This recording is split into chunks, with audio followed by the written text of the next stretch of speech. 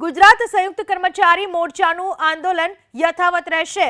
જૂની પેન્શન યોજનાનો લાભ આપવાની માંગ સાથે આંદોલન યથાવત રહેશે। દિગ્વિજયસિંહનું કહેવું છે કે સમાધાનનો નિર્ણય છતાં અમલવારી નહીં, જૂની પેન્શન યોજના લાગુ કરો એવું કહેવું છે ભીખાભાઈનું। સાથે જ કહ્યું કે 6મી માર્ચ અને 9મી માર્ચનો વિરોધ યથાવત રહેશે, કારણ કે મોંઘવારી ભથ્થામાં ભલે વધારો કરવામાં આવ્યો છે, પરંતુ જૂની પેન્શન યોજનાનો લાભ આપવાની માંગ સાથે આંદોલન યથાવત રહેશે।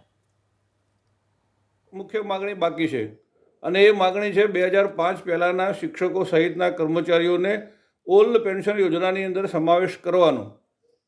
સમગ્ર ભારતની અંદર 2005 પહેલાંના કર્મચારીઓનો સમાવેશ થઈ ચૂક્યો છે। અનેક રાજ્યોએ આની જાહેરાત પણ કરી દીધી છે। ગુજરાત સરકારે વિધાનસભાની ચૂંટણી પહેલાં અમે આપીશું એ પ્રકારનું આશ્વાસન આપ્યું છે, પરંતુ હજી સુધી ઠરાવ થયો નથી કે આ પ્રશ્નો અમારા 7 તારીખ કે 8 તારીખ સુધી નહીં ઉકેલાય તો 9મી માર્ચના દિવસે અમે ગાંધીનગર ખાતે આવીશું